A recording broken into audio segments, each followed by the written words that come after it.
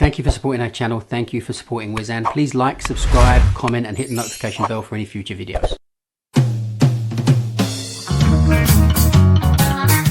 Go on then. So welcome. I'm glad. Thank you for coming, Steve, and thank you for coming, Trevor. And we're just here for another little debate about what's actually happening in our trade, what it is that you guys do. And my regulars, Dave and Tom, have got some nice questions for you, really. So I don't know if you want to start with something. Well, I think the one is that everyone asks is behind the scenes, is there unity? Do you all get on? No, we absolutely do. I mean, we do. Yeah, where we agree. So, go on, now that you finish. Yeah. No, there's things we don't agree on, and we agree not to agree. But equally, we never disagree in front of TFL or anybody else. So, as an example, we was at a meeting yesterday where they were telling us about the new signs in cabs and a few other bits and pieces, and 100% agreement on everything. Almost everything, not us. And yeah, we don't disagree. And the same goes with Grant. I mean, to be fair, I get on really well with Grant. I've known Grant, 25 years, I suppose. And yeah, there's things we disagree on, but most of the time not. I mean, and even with the other groups, and I've never ever fallen out with Unite. And the orange thing I don't see a lot, but again, I've never fallen out with him. So I don't. It's a myth, you know. We don't get on. We argue. We don't, and we certainly, if we're going to have a disagreement, we tend to have it behind closed doors, don't we? What is the biggest thing you don't agree on as the two of you? What's the biggest hurdle? You know what it's going to be. It's you can laugh. I'm not laughing. I'm waiting for you to say it. We believe, wholeheartedly, that the trade should have been more proactive when minicabs started infringing on our working rights. Should have defended the ply for hire. But touching on what Steve said, because remember, Steve was part of the LTDA, have been around since Rose versus Welbeck, the Unite, the fallout of ply for one. That was a famous ply for hire case, and out of that, drivers were so disheartened with the way Unite handled that, they formed the LTDA. Now, so the LTDA are the biggest organisation in the trade. Steve's quite right. Now, the UCG is only since the Olympics 2012, so we're 12 years. So at one time, we was outside. Now, Steve, we have disagreements, but he is 100% right. What we don't agree with, we don't put forward.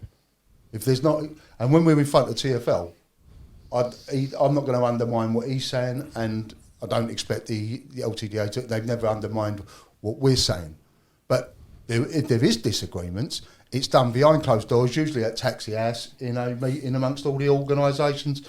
And then what we can't agree on, we don't push, because it's no good showing, because TFL are not there to be a referee for us arguing like petulant children over issues. The fundamental issues, the most important issues, I think that there is commonality, there's agreement, because we're only here. Steve's obviously touched on that he's the biggest organisation, but really we serve our members.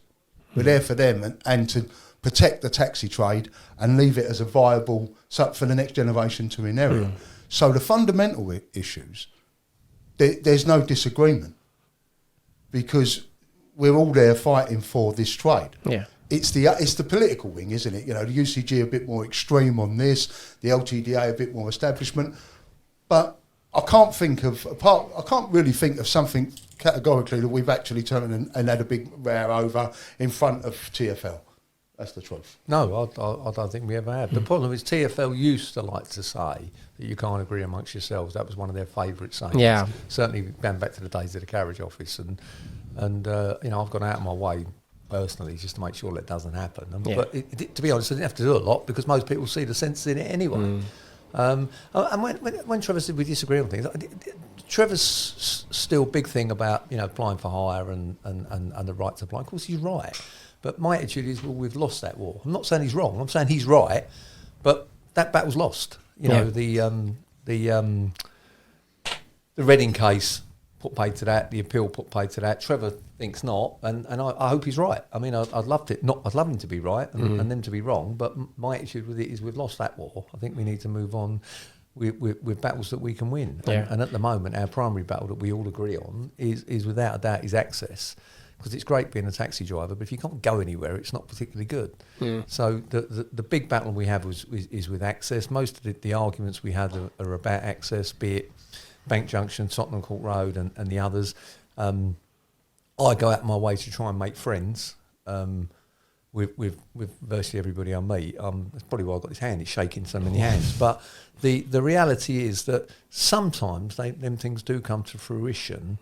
And I'm hoping I've made a new friend in the last few weeks, and I'm really hoping that we actually see some results on that in one of the boroughs. Someone who's really smart and quite switched on and gets it, and I'm hoping that comes to fruition. And that's how we do things now. Look, whenever anything happens in this trade, or there's a scandal or a blow up on social media, I can name one of the 10 people that have started it, and it's always the same people. I mean, Trevor's nodding and laughing, but it's the same people that try to make something out of nothing and induce this negativity.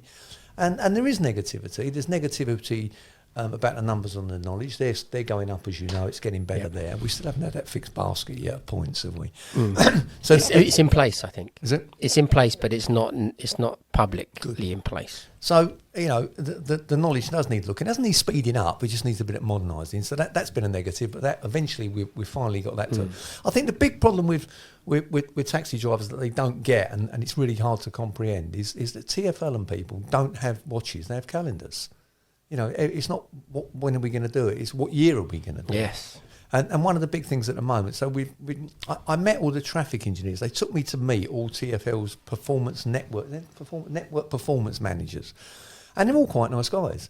And so when I put to them the long list of things that we've been asking for a long time, when you actually sit in a room with them, they actually tell you why you can't do it. And it's not necessary. And so the best example, which was given yesterday, one of the things I've been banging on about for years, is the right turn from Bywood Street into Great Tower Street, if I got them two streets wrong, the bus gate. And I've been saying for years that you let us in the bus gate and it will cut out the problems at Aldgate and you'll be able to come around. And when I actually met the traffic engineers and I said, well, just why can't we have it? And the guy will just really show you. And they show you a map and an aerial view. And next time you're down there, you're all going to look. And I went down there and looked. As you come along Tower Hill, so you're heading west, the road is actually very narrow at that point as it bends round by Great Tower Street. And there's a very short right-hand turn lane to go into Great Tower Street that holds one bus and possibly one vehicle, certainly no more. If they were to allow us into that, it would queue back across Tower Hill because the phase on the lights is literally one bus. If they were to let us into that, it would queue back and it would cause problems. So I can understand why we can't have that. What I did say to them is, well, great, give it to us out of hours then. I'll change the phase on the lights to allow more. No, the problem is then the traffic queues back even further towards Southwark Bridge going east than it does already. Give them longer. Well, but there's reasons for it. But the stuff they can do, like Pentonville Road, we've been asking for ages. Yes. We have been given it. They are going to do the traffic orders. But at the bottom of the Cali, they've got to do some curb works because we're going to be doing the turn from the Cali into King's Cross Bridge. Yeah. Well done, Sam. I'm well chuffed with that. And we're going to be doing the left. And at the moment, the curb is a right angle. And you'd either drive up the curb or you wouldn't do it. So and again, now you get into the problems. They've got to get the bloke who does the curbs to find the budget for it. Then someone's got to design the curb. But these things are forever. But I think we will get it. We're meeting the Transport Commissioner, and we'll be saying to him, fine, just tell him they've got a budget. And to be fair to him, he probably will. Yeah. So that's the sort of thing that it's all to do with trying to make friends. And the new Deputy Mayor, Seb Dance, he's a really nice guy, but it's just a matter of trying to get him on side and get him to do things. The same with the Transport Commissioner, the same with the previous two Transport Commissioners. It's a problem of trying to get them on board. And we've got a battle because an awful lot of people at TfL, an awful lot of people, this is not the taxi and private hire people, but the bus people, the tube people and everybody else don't really get us. You're just private cars driving around, get out of our way. They don't get it. And even though we have got quite a bit of support at TPH now with the TPH, the taxi and private hire people, they're a lone voice at TfL. and they're often shouted down or closed down. Which comes back to what we say about our role has been eradicated. We've just been lumped in as like a private vehicle. And Steve touched on some important points there. Yeah, access is a key issue. And for some reason, and we know that they go, we can't let you in because, and we've had it. If we let you in, we have to let in Uber. That's what they say, but they don't because That's just get in early. We're publicly hired. They're a private booking. But so they don't have to let them in. Pentonville Road, I'm going to wait to I'm a bit more sceptical than Steve on that because it's Islington Council. And the bottom of the Cali is. And secondly, that in 2 years' time, they're looking to rephase the whole area, aren't they? And if you look at how they rephase at the moment, everything seems to be that we're becoming some sort of cycling, theme park. It's cyclists and only and pedestrians and not you taxis. So I hope to be wrong, but the cynic in me, it might be that they're giving us something temporarily, and by the time it all comes through, we got the funding now. But by the way, it's now out for consultation we put in the orders for a complete revamp of the area. I hope to be wrong. And the third issue that Steve touched on the knowledge, and that's what this is. This is a knowledge school, and what we've got to do is we've got to promote the knowledge, and we've got to still let people with aspirations who want to do the knowledge, let them know that it's a fantastic career. It genuinely is to be a taxi driver, but it's like anything in life. You have to work at it, and that's what the standards we want to maintain. And lastly, of course, we've got this year we're going to have possibly the licensing of pedicabs. Now they're going to act like potentially a ghost taxi fee because they're not going to be these things that you see outside at the moment. They could have, because you see it, they got these pods and things like that. They're going to be able to go into roads that we've been refused access to. So let's have a look at what they come back with on the pedicabs, because you say fly for hire is gone, but if the pedicab's outside a building and it's being hired, then surely they must be applying for hire. But anyway, let's not run away. Let's wait to see what TfL come back with on that. But we have got some issues, but none more important than the knowledge, because if we've got no one on the knowledge, we've got no future. And that is the fundamental. Me and Steve have been on, I don't know, we've lost count now. We've had loads of meetings with TfL about altering the knowledge, making it more bring it into line with the 21st century. Our position, and I'll say it again because it might be misrepresented, we're not saying the knowledge has got to take 3, 4, 5 years. What we're saying is we want it to be fair, but we want to maintain our standards. Mm-hmm. Because if we don't maintain our standards, that will be reflected in the tariff, and basically we're at the moment we're tradesmen and we'll end up being like improvers or labourers. Where do you see the knowledge in 20 or 30 years' time? I think it'd be a lot more computerised. Sorry, I think then you've got to start worrying about autonomous vehicles and things in 30 years' time. Honestly, don't know. That's a long way away. Well, someone starting, I'm just thinking, someone who's starting doing the knowledge now, he might be looking at a career, only for 30 years. I mean, anybody who looks 30 years into the future for any career, I think, is doing really well. I don't know if I'd want to be studying to be a lawyer at the moment with this AI and stuff. Well, in a smaller time frame than, say, 5 years or so. Oh, in 5 years, I think it'll be slightly better than it is now. I think there'll be a bit more computer involvement. I think it won't have changed that much in 5 years. What would the dream scenario look like in 5 years? The dream scenario, I had this vision for the knowledge that is it you that's got the app? The app. No, sorry, I'm better than. And not everybody agrees with it, but you have an app. TfL have an app, and it's the knowledge app. So number one, Manor House to Gibson Square. So you turn the app on when you get to Manor House, right? And it records you going down Manor House, and you do the run as you would. It records you going from Manor House, so it can see at 11:21 you stopped and looked at the trade union building that's on the left. Well, it was last time I went down there. The GGWU, when it used to be. Whatever it is now. It's gone now, I would have thought, but I don't know. It's still a union. And it can see it's called Unite. They've changed their name about 25 years. Long time. Anyway, and they can see you went up Pefferton Road and Wallace Road and all of that, and you did that at this time and that time. And they could assess you on those runs using that app. Now, they're going to cheat. That's fine, you can cheat. But the problem would come, so you can have online appearances for those first initial apps, because they can say, I see, Tom, that you did Manor House to Gibson Square Tuesday. Okay, what's the third building on the left-hand side? And we're doing a Zoom. Okay, someone could be in the background whispering in your ear and cheating, and that's great. Once you've done that, then you progress on to the one-to-one appearances as we know them now. So it's all great. You've got through all that. You've told your mate's been feeding you in the ear. You've not even left home. It's all fine until you get in front of Mr. Gunning and he asks you, and you're dead. So it's a waste of time doing it that way. I think that would appeal a lot to a younger generation doing things on apps, and apps being a bit more involved. I mean, the app you've got, someone showed it to me once. It's actually really good. That sort of thing, I think, would modernise it a bit. Would also make it more attractive to some people, because there's people getting the blue book now that.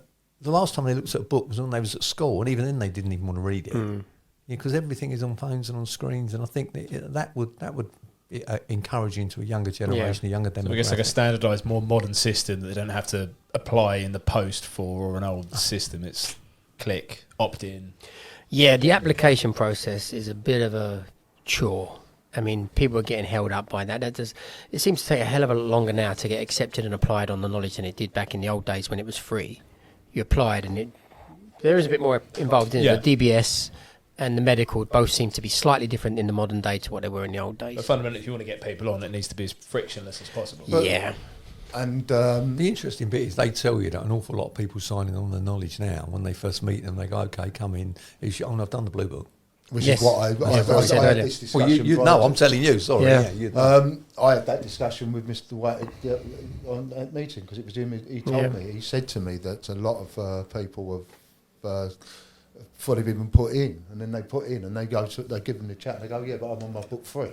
Yeah, but this is really important. I had a text this morning that said exactly that. He said, "I've done 150 runs. Do I carry on doing this now? What do I do now exactly?" Which, yes, you carry on doing the runs. And when do I apply? Yeah. Well, immediately. Why have you not applied? You are pretty much nowhere. So if you are watching, you should apply immediately. If you're going to do this and you're serious about doing it, you apply. There is nothing to wait for. You get the application. The question was, where will the knowledge be? And 30 years, and Steve's right, well, you know, crystal ball. But if you're representing a representative body, which you are, which we all are, both Steve and myself, then if autonomous vehicles come along, you've got to be arguing for public safety, a bit like the Docklands Light Railway, that they've got to have a human being on the train. And that what's to stop the taxi trade arguing that someone in the autonomous vehicle, they've got to have done the knowledge of London, protecting.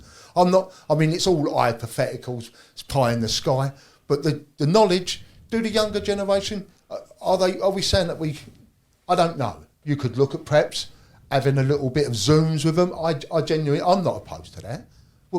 And why would I be? But we've got to.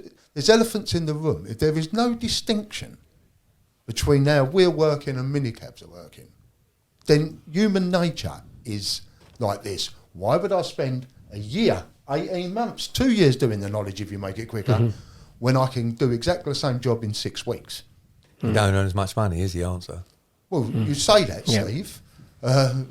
You say don't. that. I mean, how many private eye drivers? All of them.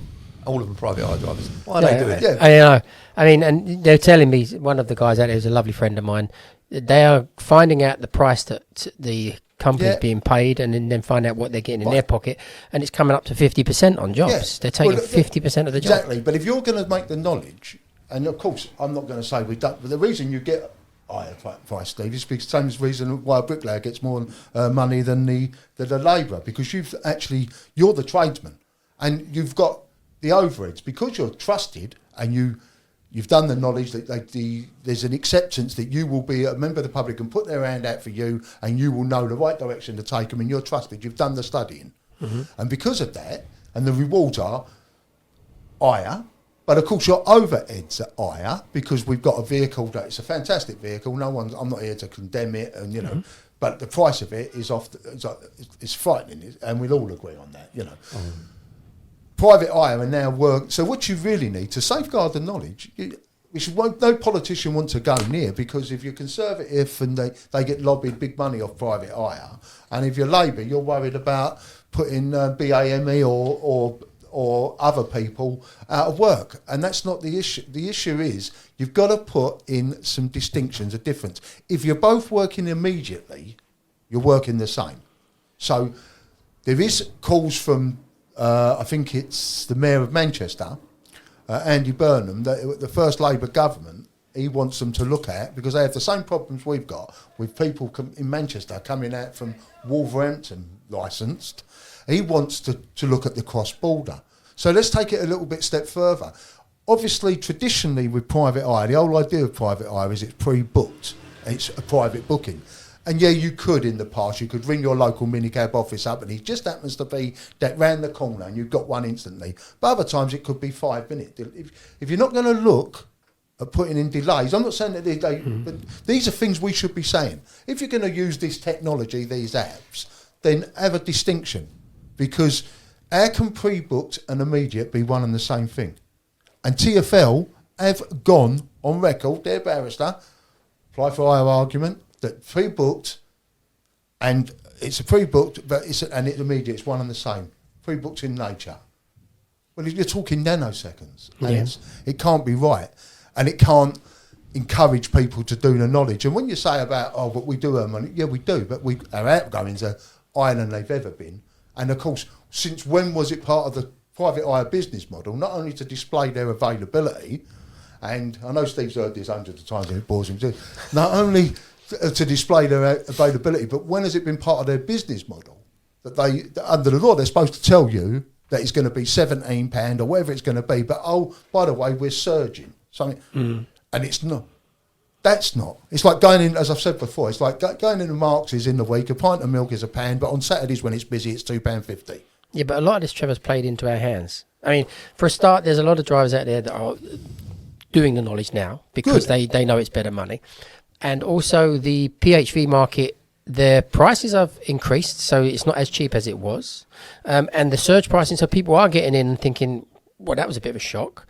So there's they're completely working under a different market model to what we're working under. Back though. Let's go back to before 2012, before the licensing of technology. We always had, there's nothing new. Private hire was always a route. We've always had people become from private hire to train to become a taxi driver. And I've got no problem with that. But if we're going to, at the moment, the encouragement or the incentive or the reward are not there. If we can't go down these roads, we've got one vehicle that's so expensive. We're all working the same off the technology. Other than I can earn more money, but other than the incentive, what is the incentive to turn and say, look, come and do the knowledge? And that's what we've got to highlight. We've got to protect what the advantage that we've hard earned. You know, we're there because we are publicly hired, and that's what we've got to defend. And how do you explain that to people? Everyone who's watching this or out there now, they've already made that commitment. They want to do the knowledge, but that's what it is. It's a commitment. You're going to have to commit yourself to 2-3 years, and I would go on record and say that's what I want as an individual, because I want us to maintain where you earn your badge, not where you buy it. Yeah. Steve, what do you see with a turning circle? Would you lose it or keep it? The thing with a turning circle is, okay, let's just say we scrap the turning circle. The alternative vehicle is what? Without the turning circle, what's the alternative vehicle? Any vehicle that's called in the grant, it's the Ford, isn't it? Go on, sorry. Any vehicle could be kitted out to take seated passengers in the back. I don't know, a full transit van. The only vehicle that's on the market is the new electric transit. That is the only one. Because you've got to remember, firstly, it's got to be ZEP capable. It's got to be able to be either. So that rules out all the diesels and all the petrols. Right. So it's either got to be a hybrid, as opposed to what we got, or it's got to be pure EV. The Stellantis vans, which are the Peugeot, the Citroens, and the Toyota ones, the floor height's not great. And now the height, the requirement for a wheelchair, the floor has to be higher. So they're all out. The only one that's really into Transit. By the time you buy the Transit, I think it's about 50,000 quid. That's a Transit van. By the time somebody puts a petition in it, I'm presuming you'd want to keep the petition. I can't think why you wouldn't. Someone puts the petition in, does all the bits and pieces, the intercom and all the bits. Without the turning circle, you're looking at probably 65 grand. So you're 10 grand cheaper than the CXE, You've got a converted transit van. And let's be candid here. The vehicles that we've had, the Vitos, the conversions before, the vehicles have been great. Everything that's gone wrong on them is the bits that's been bolted on. It's the intercoms, or it was the step, or it was the turning, the rear wheel steer. Always been problems. There isn't a vehicle out there that, and again, the big myth is, but someone else came into the market. LEVC lose £140 million every year. Yeah. Who's queuing up to get into that market? No. It's not like they're rinsing it, is it? And and people talk about. I'll tell you what I think it is. I think a lot of people are totally and utterly out of scale with the price of cars. Yeah. They're completely. They think to themselves, I've got my old Ford Focus at home that the wife drives around in on my Hyundai or whatever. If you buy a modern electric vehicle, or of the complexity and the size and the scale of a TXE, they start. I mean, the XC90, the Volvo, which is probably very comparable with the TXE, starts about 95 grand now. Yeah. People are just out. Everyone, the cab is expensive. It's incredibly expensive. But I go back to a time when, and cabs were always expensive, and they were rubbish. Yep. I mean, I just walked down Lowell Street. I used to rent a cab off A1s that used to be in Lowell Street. And we're talking mid-80s. We're not talking 1950s. No power brakes, no power steering. Dashboard you couldn't touch in the summer because it would take the skin off your hand because it was that hot. A hole in the floor where the fumes came through, pull up and slide down windows, and they were twice the price of a Cortina. Luxury. Sounds luxury. It was luxury, but they were twice the price of a Cortina. Yeah. So, cabs have always been expensive. They are still incredibly expensive now, but at least the one we've got now is an absolute pleasure to drive. Yeah. It's a modern vehicle, it's quiet, it's comfortable and all of that. Yeah, it's expensive. But all the people that talk about alternatives, what's the alternative? There isn't one other than the Transit. And the Transit's quite big. I mean, I've seen them. I've been and seen them. They're quite large. It's a transit van, and it's not a cab. This is where Grant would have been pro. He was pro with Well, the reason I asked, I wanted Steve, because obviously we've had a podcast with Trevor and Grant, and they both give their opinions. I just wanted to get the third opinion, if you like. Look, my opinion is, if someone's going to come into the market and bring out another Metro cab, not the Metro cab, the one that was sold for years.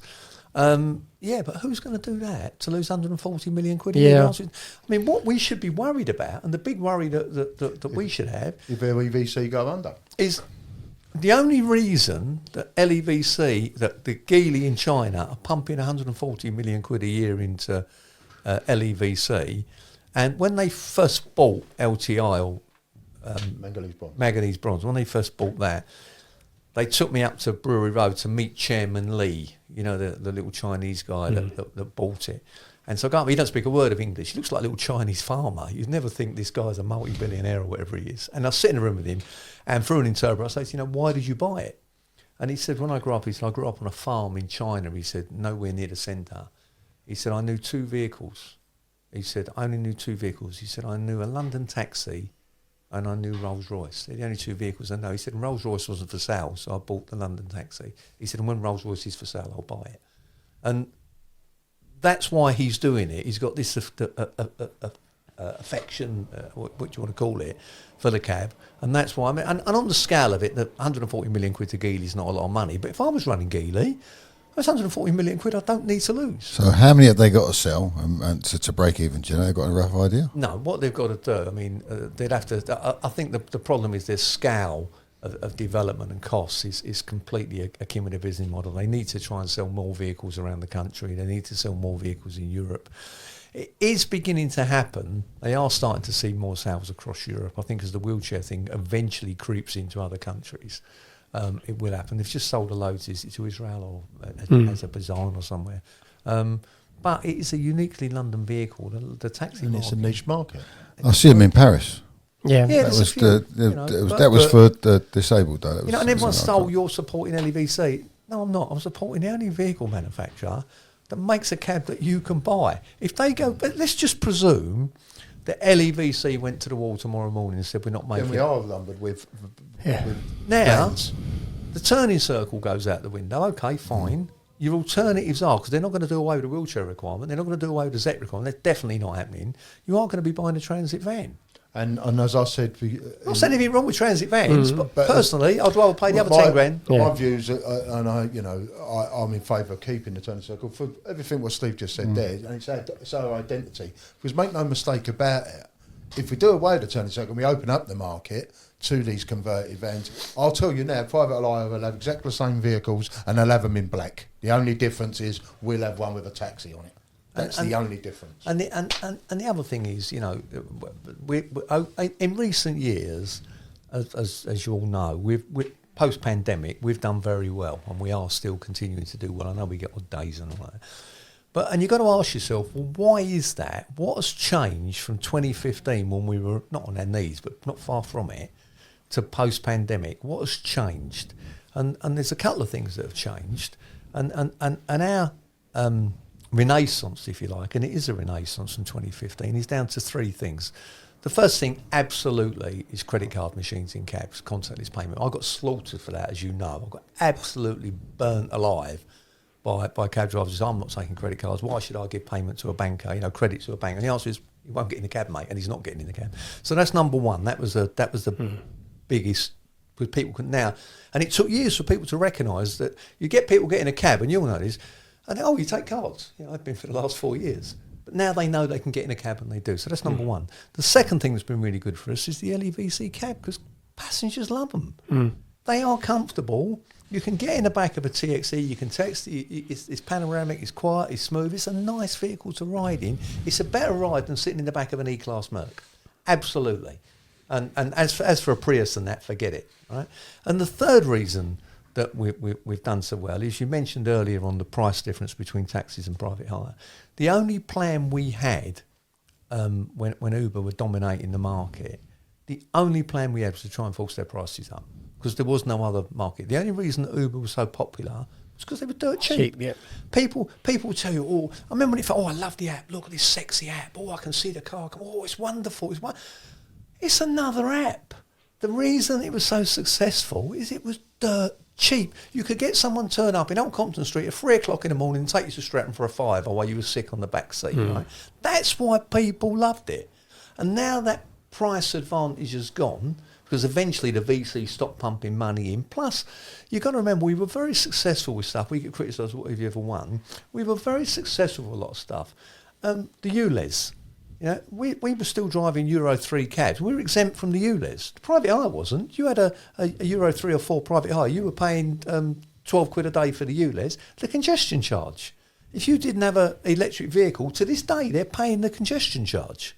We're not. We're exempt. And why are we exempt, though, Steve? Well, we're exempt because we were very successful at lobbying for it. That's why. We're exempt because we're publicly hired. Well, that wasn't the reason. The reason that no, but that is the law, though, isn't it? Only us and buses. The reason we were exempted is because we made it very clear that we're compellable. You make us buy a vehicle, we've only got one choice of vehicle, and there was an acceptance at the time that we shouldn't pay it, and we didn't. And that was a long fought and hard battle that we won there. But of course, everyone forgets your victories. All you ever hear is why can't I turn right from here to there? Or why can't I go up Tottenham Court Road? You never, they're not, no one talks about you. We shouldn't be ashamed of our unique status. And I'm not saying Steve is saying we're ashamed, but we should also bear in mind that played a major part, because it went all the way to the European Courts of Justice, and it turned to say that with a taxi and a private hire is not comparable, because we are publicly hired. We have to cite the dropping. It's the Eventech case. So every time, and Steve's right. We've both been on meetings where they're turning and saying about access, and they will.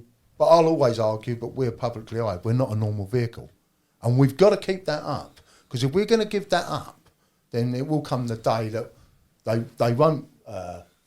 Agree to our successful lobbying. The successful lobbying, we are unique, and we should not be ashamed of the fact that we are publicly hired. The Red Bus Connection, the carriage office used to license bus drivers and conductors. The bus industry come out of the taxi industry, not the other way round. And so there's only 2 vehicles that are publicly hired, and we're going to have this debate. We touched on it. I think it was the meeting we was at this week when Steve raised it. We want some answers about what's going to happen with Blackwall Tunnel and Silverdown. And I supplemented it by the fact that we shouldn't pay it. They said it might go out of consultation because we're a publicly hired vehicle, same as a bus. So whilst, and I'm not knocking, and I can, I know that we've done lobbying, and sometimes I've we get involved ourselves to UCG and do the same sort of lobbying, but we have got a unique status, and we should defend that, and we should be promoting that more. And if people, the public, know about your unique status, because what's under TfL's watchful blindness, they've allowed a blurring to occur. So for a lot of the public do not know the difference, because they can get a mini cab over, as Steve said, it's only £7 on Uber. Well, of course, that was subsidised. Now the public know about the safety issue, but TfL have allowed, and there was a big case in Ontario this week that's come out, and it mirrors what's happening, not just in London, all around the world, because this was all new technology, and regulators who should have known better were caught out, and now it's all catching up. Yes, they've raised the prices because they need to keep hold of their transient drivers, because they could be on 3, 4, 5 apps. That's not my business. All I'm interested in is the taxi trade and the knowledge. And we got to say to people, and it gets back to it, look, we've got special rights, and we have, and they're hard earned, but to get them rights, it's a covenant.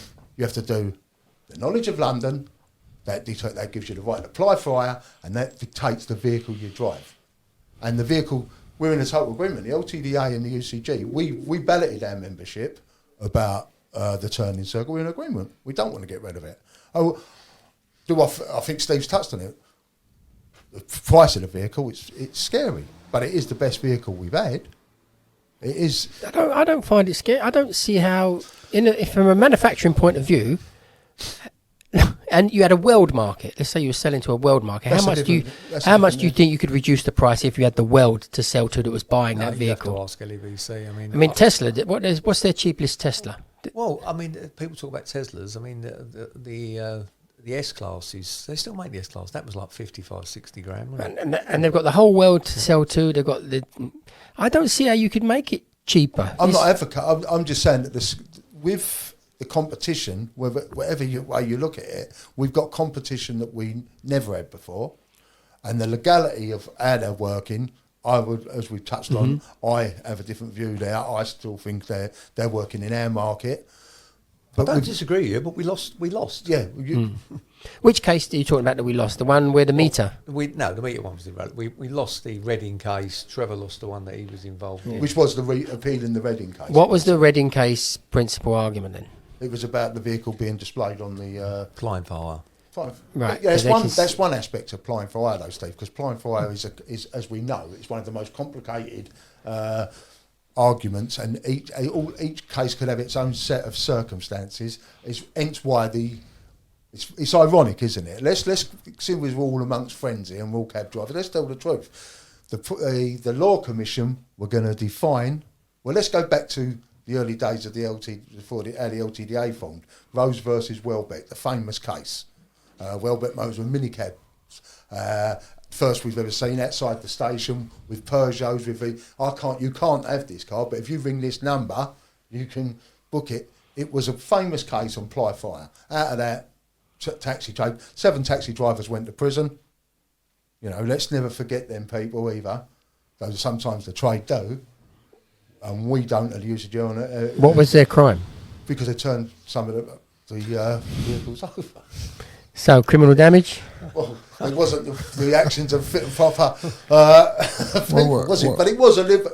But what I'm saying, they physically turned over vehicles? The government. Do you know all these stories? No, I don't know this one. You can get a book. There's a book on Michael Gottlieb, the guy who started Welbeck Motors, and they we call them the martyrs, the Welbeck. Yeah, they started basically invented the idea of a minicab, because at that time of day you could only have a hire car, and people were ringing them, and cab drivers were blocked. These little Renault Dauphines or Daphnes. Yeah, they turned them over. Tiny little things. They were about the size of they're very small, and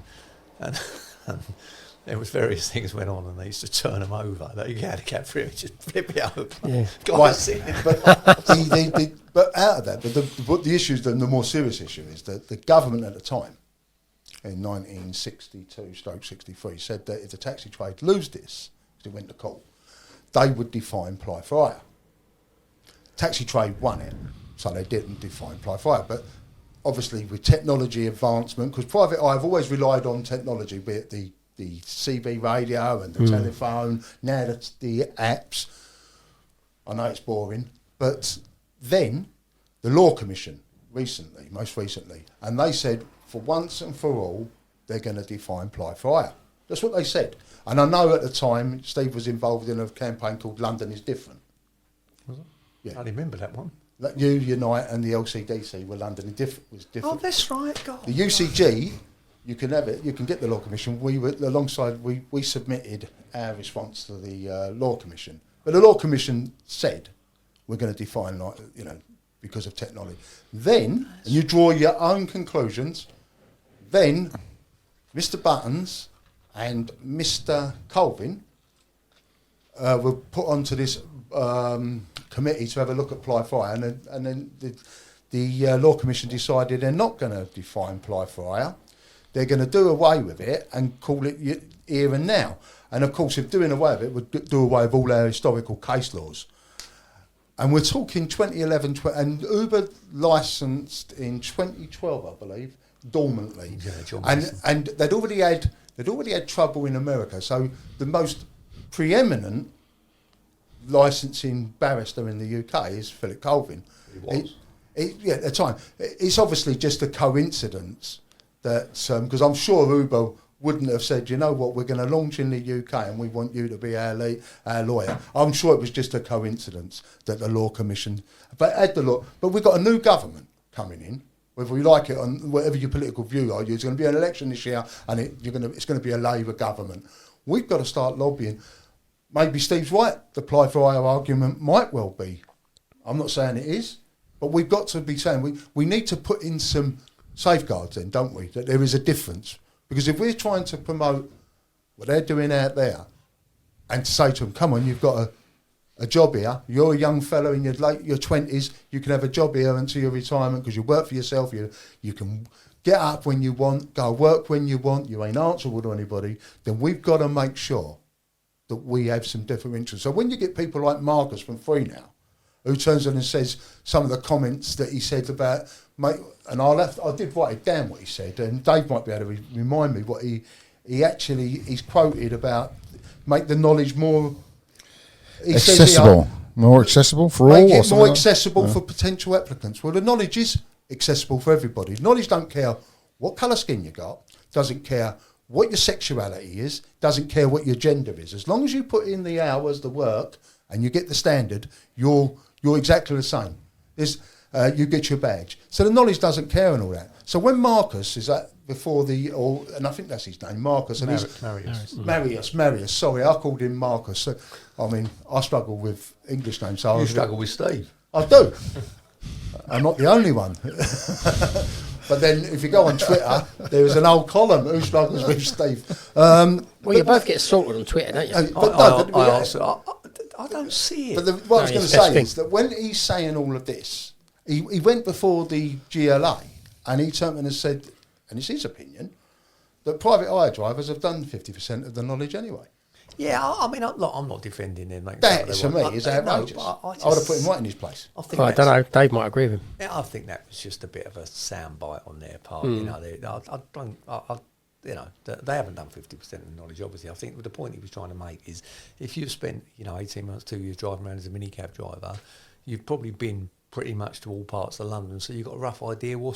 I don't mean you know the roads, but you know Kensington's that way, and Hackney's that way. You know, I'm not saying it's 50%. Yeah, but that should make the knowledge easier just naturally. You shouldn't. It shouldn't nothing to do with accessibility, is it? Well, I mean, I come from private hire and a lorry driver, so I had direction. Yeah, I just never had always used to have all the street names in the right order. As I said, though, the taxi trades always had people transition from private hire to. So it's nothing new. So it's not like we're enemies and that. But look, Marius wouldn't know the difference between, not being funny, he wouldn't know the difference legally between a taxi and a fucking wet fart. Right? He wouldn't. What does he know about taxis? These are people I try to get on with, by the way. Right? What does he know about the knowledge? In what position is he to talk about our knowledge? And it's worse than that, though, because they're on our tariff. They influence the tariff. So when they influence the tariff, they're a business. If you go on to free now, and I know this because they've touched on it, that it was unsuccessful in the Captain case with UTAG, which is revisited Reading. But it says to you, it's ironic, I suppose, just coincidental, when you can have a taxi and they say it's £30, or you can have a private hire vehicle and it's £15. Everything is half the price, so we're competing with our own work. Because what is free now? Before it was free now, it was called My Taxi. And what was it before that? It was Halo. Right? And it was a tax. So all these customers were our customers. And taxi drivers got own, look at themselves, because for reward, for £10, they were signing these people over to these apps. And this is the issue I was trying to say the other day, and I might not have put it across very well, but which is no surprise, Steve. And but the issue I was trying to say the other day, my daughter, I'm a proud father, I've got a 24-year-old daughter, she's young, she goes out on a Saturday night, which they do, goes into London. She's my daughter, she ain't getting in a private hire vehicle, is she? Let's be honest, she's going to get a taxi home. But of course, the problem she's got to get a taxi home is that she puts her hand out, taxi's got the light, but the taxi is driving past them. The reason they're driving past is because there's these red areas where you get an incentive. So what you're doing then is people want to get, who are taxi users, you're ignoring them and going down to there. So if you wanted to get a taxi, like my daughter does on Saturday evenings, so the only way she'd get a taxi is what? She has to download the app. Right? So she downloads the app and they charge, because the drivers want the extra fee. But what that's doing is that's taking your customer, his customer, and becoming an app's customer. And then what they do to that customer then, because I see it on my daughter, they're offering her the same journey home to Bexley for half price. And but she knows that if she ever pulled up outside our house in something like that, there'd be a bit of a, I can't really put her into I can't really punish her on it, but that's wrong. So do you see how they're influencing our tariff here? So when they come and turn and say, we think it's a little bit too expensive, remember, they take 20% or whatever their commission rate is, right? Whatever. It's nothing to them, but our vehicle is dear, expensive, electricity is expensive, your shopping's gone up, your mortgage has gone up, everything's going up, and we are, in real terms, we're trying to... I hate to say this, but some drivers would say to you, they're earning the same that they earned 15, 20 years ago. Mm. Are you still driving cabs, both of you? Yeah. The last time I went out in a cab, the old King was not the current King. It was the King Edward, whatever it was. King George. Horse-drawn. I used to take a cab out after work up until about 2015, 2016, and the problem was it was so quiet. And now, honestly, people say this, I just don't get the time. I mean, every day I'm somewhere else doing. Like yesterday, I was in Milton Keynes with I was at TFL Tuesday, but just running the LTDA. I mean, we are so busy. I mean, it is just unbelievably busy with penalty charges, SJPNs. The lawyers are run off their feet. We've got more paralegals. I mean, I've done today, this morning, 5-6 complaints from they're doing complaints of members and helping them respond to them. And I've looked at my phone just now. I've got about another 3 or 4 I'm going to have to call back this evening. So, when am I going out in the cab? The answer's not any time soon. And Steve's touched on that. I mean, the complaints are a major issue now, because TFL, and I'm not speaking out of school, we was at a meeting the other day, and TFL, the complaints procedure, these people are not dedicated for taxis and private hire. These are the same people you'd complain about if you felt the guard didn't lift the barrier up at Waterloo Station quick enough for you, so you missed your train or whatever. So they've got no. So they've not done the knowledge. They're not qualified in any way. They don't understand. And so the complaints are going through the roof. Steve gets it obviously magnified more than us because of just by the size of his organisation. You throw in the driver policy, you throw in the 20 mile an hour cameras, and so it's. I know Angela, Karen, and that, they've rushed off their feet with it as well. It's just inundated, and it's more and more and more. But this is not going to get. This is going to just keep perpetually getting worse, because we've got a new mayor, or I've got to say, we're re-elected. We're going to probably have more of these perhaps low traffic neighbourhoods and looking at the speed limits, etc., etc.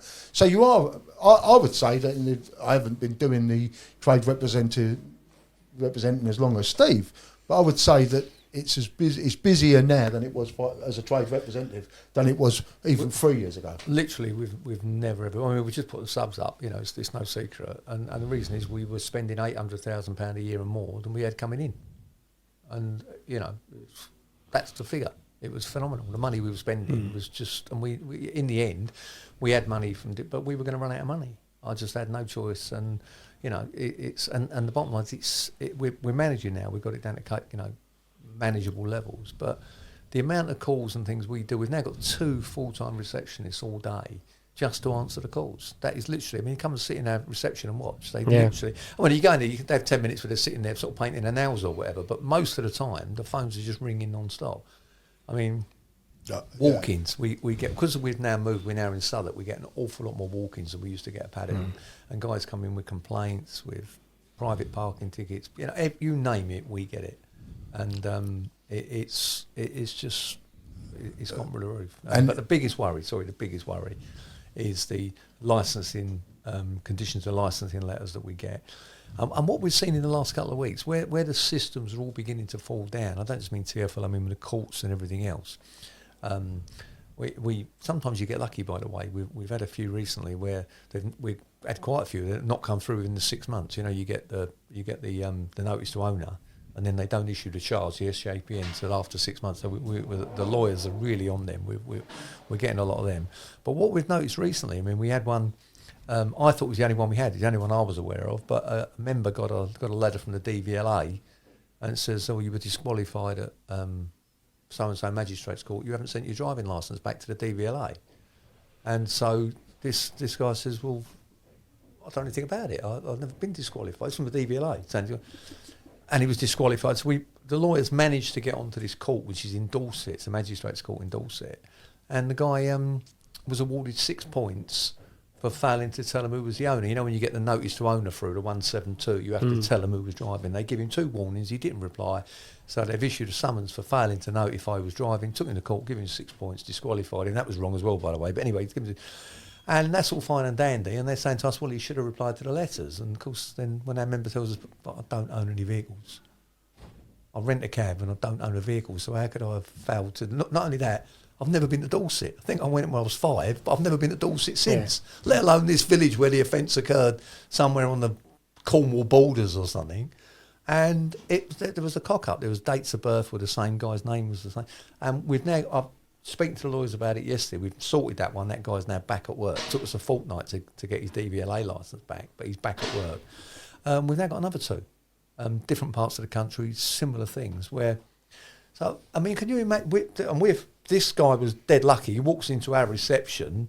You know, 10 minutes later, he's sitting with the lawyers, and they're spending 2 hours. Well, the paralegal spent 2 hours on the phone to a court to get an answer. But can you imagine what would you do if that was? And he's disqualified. I've done nothing. Well, horrendous. Good luck, sort it out. Well, I touched on, we've got a case, and Steve heard it the other day. A member's, there's a complaint against you from 7 months ago. So what is the complaint? Well, and all TFL first of all come back with was the date, and it just happens that he remembers that date specifically because it was the last day of him renting, because the next day he picked up his brand new cab, his own cab. So he says, he's rattled his brain, I can't, could you remember when you've had a bit of an altercation with a member of the public? You just do. And TFL totally said, well, we can't, they don't know what the complaint's about. But we're going to leave it on your record, and and if we get further evidence down the line, we'll reopen this. Well, as I said to Tuesday to TFL, that's you ain't doing that. Now, what's that about? But as Steve said, you know, and touched on Steve about money, and it's not a criticism, because the taxi trade, we're a very, very small minority of a minority of a minority, aren't we? You know, and so money is not. You know, we're not, when we're coming up against these big businesses, whether it be Uber and Bolt, they've all got big, deep pockets. They're all being bankrolled by elsewhere. If you're going to take them on, it all costs money, and we're not affluent. So Steve's got more funds than anyone else, but Not anymore, he ain't.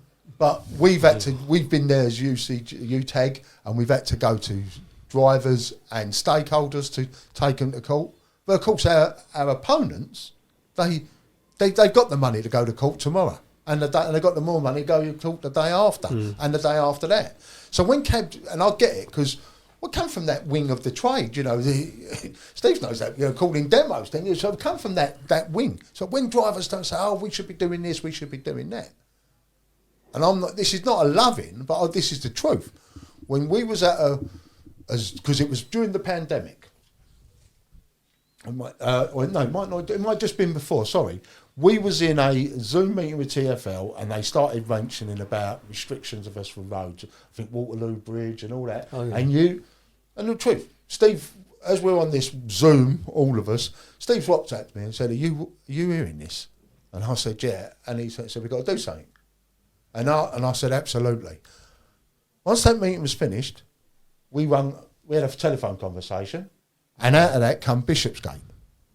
And whether you like it or not, we won Bishopsgate. And one of the biggest injustices you'll ever see in your life was that appeal. And we lost on every single, and the bill is astronomical. But they say British justice, the best money can buy. Best money can buy. So when people turn to say, is there unity? We've already touched on where we disagree, or not disagree, but approach it from a different perspectives. But when the trade was really having the piss, and I do think that taking the Bishopsgate held them back on a lot of the things they were going to do, go with the Waterloo Bridge and all the rest of it. They were talking about banning some Waterloo Bridge. See, and I think a lot of that the taxi trade actually went, you know what? And I know I'm not happy with the result, and of course not, because I'm not happy with the bill. Or the bill, but the injustice. It's a shared bill. Yeah, but it's the injustice. They're still trying to get another 300 grand out of us. Yeah, I mean, it's the absolute injustice that we've lost that appeal. And if anyone ever had to watch it, it was awful. We were stitched up as a trade. I don't care what anyone says, we was absolutely stitched up. But that moment, when the lunatic wing of the trade got together with the establishment wing of the trade and defended the trades, put their line in the sand and said, "Yeah, we'll meet you. It's not a fight we've gone looking for, but we're not going to run away from it." And that was positive. And I think, whilst we're different organisations with different policies, I do think that we're the only two to put the money up. But we have over would the years. Would Would the other one have had much money to put up? You need to ask other people. Over the years, we have actually, where we've agreed on things, we have gone and backed one another up. And we have. Prior to the Bishopsgate, I'm going back to when the signs at the O2 for minicabs, I'm going back a few years now, but we backed one another up on that. But where we don't agree, we don't go near it. Yeah, no, I think the biggest example at the moment is Bank Junction. I don't deal with that, but our ranks people that Paul and do it, they work so closely with Angela and Karen. From the UCG, and they share emails, and our comms director, Kate, is just brilliant. She works with a pair of them, and it really is a joint effort. I still don't think we're going to win it, by the way, but it's still it really is a joint effort. Yeah. But the problem is that we're lobbying, and we're trying to win things like Bank Junction, like Tottenham Court Road. The lobbying power of the cycling groups is incredible, and the primary reason for it is they're all educated white middle class men, cyclists. That's the demographics of cycling. They try and tell you not. They're entitled middle class white people who cycle, and they've got massive lobbying ability. And most of the traffic engineers, certainly in the city and everywhere else, are young white middle class men who cycle. And it's got the stage in the city where the aldermen and the councillors was telling them, "Well, no, I think you should let them back in." And it's the tail wagging the dog. The engineers are saying, "No, we're not doing it." And it's the same at Camden, and more of these boroughs that we deal with. The people you're dealing with are that demographic. I mean, the best example is the floating bus stops. Because they're dangerous, Steve. You know when you got these floating where the cycle lane comes up the inside of the bus stop. Oh yes, and For blind people, it's awful. Doesn't impact on us at all. It's of no concern to ours. But you only got to stand and watch the one on Westminster Bridge by St Thomas's Hospital. Stand there for 10 minutes and watch it. As the people get off the bus, they literally have to run the gauntlet of these young men racing past on the bikes with their heads down, who don't stop. And tell me in what part of any traffic engineer's brain or any safety assessment or anything where you put bus users, which are predominantly the less wealthy Londoners, the more of the BMAE communities, the older people, the disabled, the less ambulant the working people. class. I think it's a bit an old term, but certainly the less affluent are put at a disadvantage. So that a few young white middle class men can try and beat their personal best on the way. I mean, it is absolutely nuts. But a lot of them, London's have always been, it's the big metropolis, it's a welcoming city. But they've come to London, got the good jobs, got the education, and they want to convert it into their own little private village for them. Lewisham, look around now. That's absolutely outrageous with some of these road LTNs, because what they've done is they've just moved all the traffic onto people, as Steve said, who are not as affluent, and that's people like me, because I come off a council estate. I'm proud to be a boy off a council estate. So if I was a youngster now, I'm going to be condemned to breathing in all while they can have their their cheese shops and they can cycle and then they can still have their big whatever. It's the hypocrisy. Now London is a working city. Not just, and it's an hypocrisy, because what would happen if you keep doing this, and it's not fair on people with disabilities. They come back at us because there's, for some reason, I don't understand this, and as I say, I'm boy of a comprehensive school education and off a cancer estate, but there seems to be this running battle on social media especially, between cyclists and taxi drivers. They seem to be fixated with us, and I'm not saying we're innocent, right? Because we know what we can be like, but they're fixated with us and elite capture and all your clients are affluent. The hypocrisy there, because they're probably more affluent than any customer you get. But yet they don't seem to be fixated with over 100,000 minicab drivers polluting and blocking the roads. Yeah, I think the reason for that is because when these schemes are being designed and things like Bank Junction, the sides are very quickly drawn, the lines are drawn, and we're always on the exact opposite side to them. We are probably the most vociferous opponents to these schemes. We're the ones who tend to respond to the consultations. We're the ones who tend to do the lobby, and they normally they normally send me to speak on them and stuff like that. And I mean, they hate me with a passion. I mean, it's quite incredible when I go to these meetings with these cyclists. I mean, I always, they want to sit at Oxford. In my soundbites, they always want to sit at Oxford Circus and drink their caramel eco latte without any concern as to how the constituent parts of the drink got there. And I say that every time. Is that my phone? Sorry. And they hate it. They hate it. But we've got to accept that they're incredibly successful. But you think, though, Steve, what I'm saying is they talk about pollution and air, and because they're always doing it altruistically, the milk of human kindness is flowing freely through their veins. But they're fixated with us who are driving an electric vehicle, and yet haven't got no problem with the 100,000 private eye driving around the streets. So who's earning below minimum wage, but they're fully able to lobby for not plastic drinking straws because that might harm. Yeah. Yes, they don't see both sides of it. Yeah. Exactly.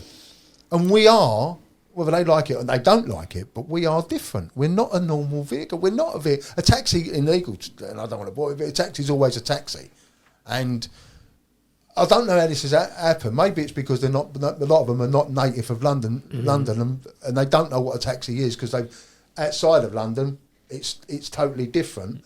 And I think with TfL under their watchful blindness, they've not done enough to say to people, I know you've just got this wonderful job at the city and you've just come out of Durham University, but actually a taxi is a publicly owned vehicle. It's for the public. It takes you from A to B. It's not the same as someone who's just... Because one of the things we had on Bishopsgate, I think it was Karen and Richard Messett. One of the things that was said to us, of course, is if we let you in this... I think it might have been... Was it Fenchurch Street? we all know what'll happen. Taxi drivers will be driving up and down Fenchurch Street, polluting pollution. Why? The only reason you'll be going down Fenchurch Street as a taxi driver is if you've got a job, you've been out there, you're dropping off there. We wouldn't all be driving up and down Fenchurch Street, displaying our availability so people can go taxi. It's ludicrous. It's absolutely ludicrous. You try and explain that to them, they just closed ears. And Steve touched on it. That Ranks and Highways Committee, and it's made out of, and Karen's from the UCG representative, Paul chairs it, Paul Venham from the LTDA, and Alan McCready from the club, and Louise from Unite. But how they put up with it, because they're pushing uphill all the time, and because everyone they speak to. To give you an example, with the current things going on with Bank Junction, the city got a consultancy firm to do an assessment of Bank Junction and what impact it would have if they allowed taxis in, and they did a survey of taxi fares and how the different routes you have to take and all of that, and they quoted some metered fares and stuff like that. Well, firstly, they didn't set foot in a taxi. All of the modelling they did was done in a car, so they never even went over London Bridge, because you can't take a car over London Bridge. Some of the fares they quoted, like £12.15 and £13.88. These are very common taxi fares, as you know. That's the sort of lengths that they'll go to try and argue against our access. The fact that taxis were not involved in any accidents prior to 2017, what they don't want to talk about now is since the removal of taxis from the scheme, there's been 2 KSIs, no one's been killed, but serious injuries with pedestrian cyclist collisions, because what tends to happen is when you remove vehicles from the mix, the cyclists go faster because there's less threat to them. And of course, then they're the danger to the pedestrians. And Bank Junction, anyone who goes through Bank Junction in the morning rush hour, I mean, take your life in your hands, literally, to cross the road. So, but they'll ignore all of that, and then they'll come up with these sorts of reports to try and deny our access. Has there been fatal accidents in Bank Junction with bicycles? It's dangerous. I mean, there's been 2. 2 fatal accidents? No, not fatal. 2 what they call KSIs. They killed or seriously injured. So if it's a serious injury, it goes as a KSI. Right. What we don't have, and what doesn't get recorded, unfortunately, is the number of very minor ones. You know, when people step out, get knocked over, graze their elbow, bloke picks his bike up and goes off. You're not seeing them, but they will be absolutely through the roof. And just a quick walk through Bank Junction will show you why that is. Yeah, and it is, because it was my wife's significant birthday in March, and I touched on about brain hemorrhage before this meeting. So we went to the Royal Exchange, to the Fulton and Masons restaurant in there. It was lovely. Took her out somewhere special, you know, treated her. So, as I do, you know, as you do. But I said, let's go make a nice night of it. We'll have a nice drink beforehand. See, it was it was like wacky races. The cyclists, they come in and there's no stopping, and you know that they're not. I'm on the zebra crossing, and you know when you get that and you're looking and you know that person ain't going to stop. They're just not going to. So it's like that, vroom, and they're going. It shocked me. It really did. And Steve, no wonder people are getting knocked over. It's lawless. But the bottom line is the people who make the decisions. Oh, I'm one of those who nearly run me over. Yeah. It might be worth filming it up there. But I mean, without a doubt, it's a fantastic. You get there in the morning rush or the evening rush, fantastic video. Yeah. You know, how many people stop at the lights? No one. The hypothesis, I think it's probably worse in the evening than it is in the morning. Is it? So everyone's going slowly, sort of. No one's in a rush to go get to work. I experienced the worst of it going that time, 5:30 at night. One morning, I thought, the cyclists seem a bit more kind of easier, like today, because I don't really work mornings compared to the evening, which I'm usually subjected to. Yeah. I mean, so you've seen it, you've witnessed it. I think, in the evenings it's a lot more militant. They run these apps, don't they, on their phones? Strava. Where they time, I can't remember the call, what they call Strava. That's it, to try and beat their weight. When someone was in the park, you know, that's terrible what happened to that woman. Yeah. She died. And the inner circle? Yeah. Another one knocked over last week, seriously hurt as well. But what, you know, and Steve does what he does and I do what I do, but when we are as I say, we do agree, we care, might come from different sides of different wings of the trade, but it is about the trade. But I like the can of worms you've opened here, because basically you've got the cycling Mikey filming taxis who are on their phone doing 5 mile an hour that might have a bumper to bumper accident at worst case scenario, and yet you now have a cyclist that's killed a person on in a circle because they were obviously cycling quickly. Look, Someone stepped so off. I'll say this, and we put out so many emails, and David know that because you remember, you know, Karen Proctor puts out Karen puts out so many emails. The taxi driver, this cycling Mikey, you know, he's got, in my opinion, he's got issues, but you should not be caught now. No. Yeah. No. Because Yes, don't be so stupid it cost, I don't know, you can go down to Alfred's and pay £8 for an older. There is Get no one on Amazon for excuse. £2. There's no excuse. And it's not as if you don't know, because we've been telling you for the last 2 years, anyone who gets a 6-point mobile phone, TfL taking a serious interest in this, and it could potentially lead to a suspension. But there is now. I mean, I crossed Waterloo Bridge. I walked across the road. People and they say to you, Dean, sorry to cut across you. No, definitely not. What happened was it fell out, and I picked it up, and he just Yeah, but like you pointed out, Trevor, this is now our responsibility. We know what the law is. Taxi drivers should be but paying when you attention see to the his law, not using it. video, because he's always got a bloody video, it ain't falling out. You're actually sitting there going like that. Yeah, You could be doing Wordle, you could be doing what, but there is no way that's just falling out and you're lifting it up. Mm-hmm. So then you say to the member, look, why ain't you got one member of ours said, oh, I don't bother with an older, I just leave it in the tray, and that's where he's made the mistake. Of course, when you see the video, the mistake, he's got it in his hands. That's it. But I was going to say that I was crossing Waterloo Bridge yesterday. There was a problem with Waterloo Station, but from the Strand, crossing the zebra cross, not the zebra crossing, the pedestrian crossing from the Strand, coming along Waterloo Bridge. Yeah. And I'll tell a lie. Sorry, I was crossing London Bridge. Now I'd walked all the way crossing You've London done the Bridge. knowledge. No, I did walk from Waterloo. I didn't realise where this actually happened, the incident. But I did cross the Waterloo Bridge at the Strand, but I was actually the part I want to tell you about, because it wouldn't have made sense when I say the next bit. That's why. As I'm crossing London Bridge, they're all coming from Eastcheap, these cyclists, and they were ignoring us all on the green man crossing the road, and they were weaving in between us and everything else. It was just like mayhem.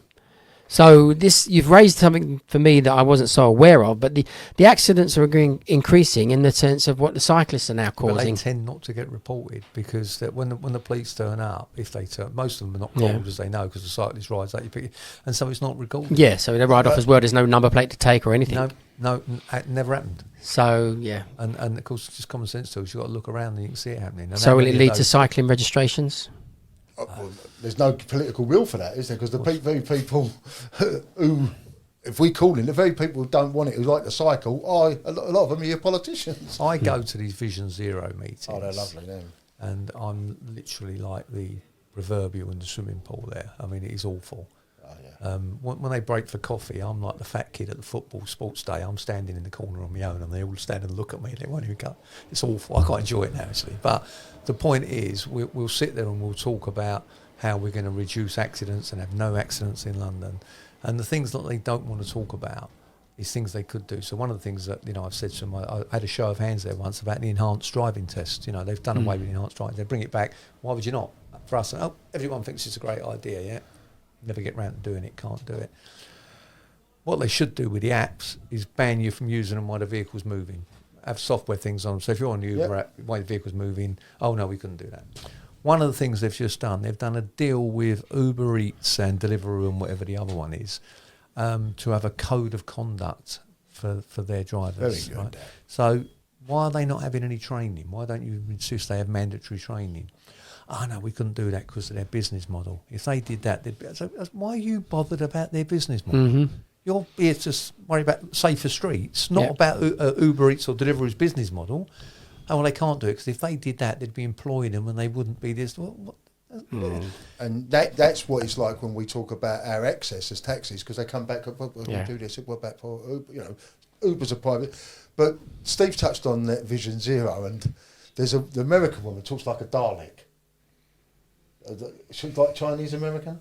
Who's that? I don't know. Well, she was the one who was. There was on about water fountains for cyclists in London.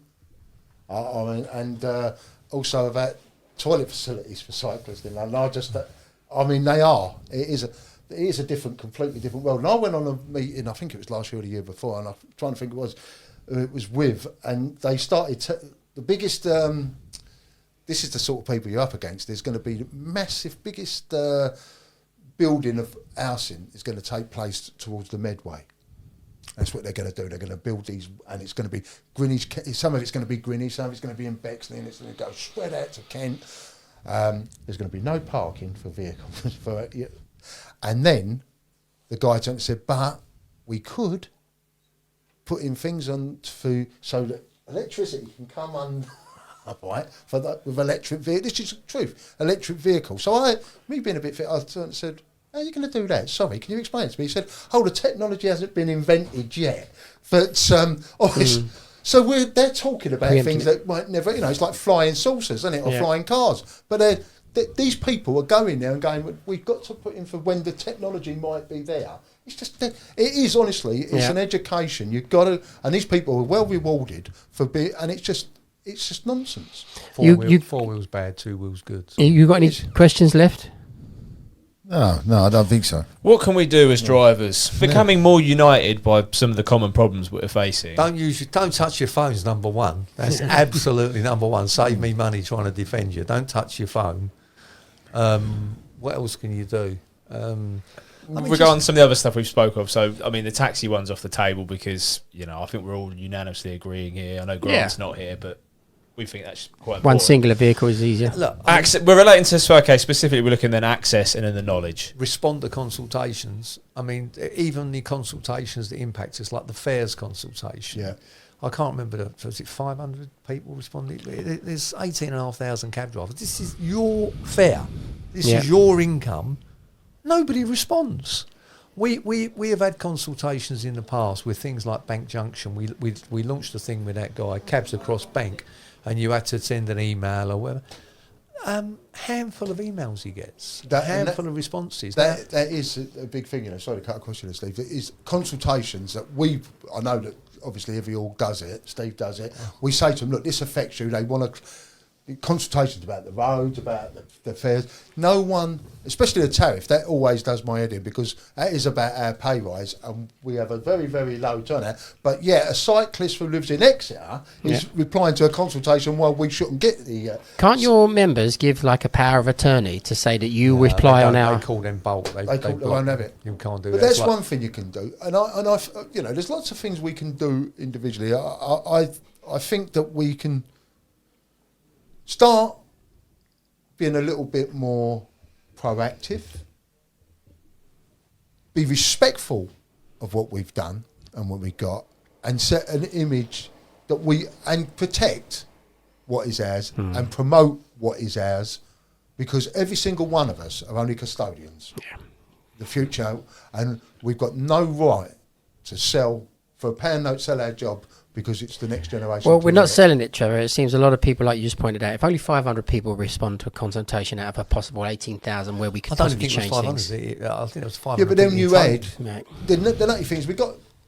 What people don't realise, and as I've touched on and so has Steve, about the cost of the vehicle, the cost of your electricity, cost of your food, everything's gone up. But yet, when we've gone a few years without, remember, with our tariff, it's always a year in arrears. We've already spent that money. And we've got a few years without any tariff increase. And the biggest scream, when the tariff increase come in, on social media, it's cab drivers. Well, I'll say this, right? You go to work to earn the maximum you can earn. You sell your labour. Nothing to stop you.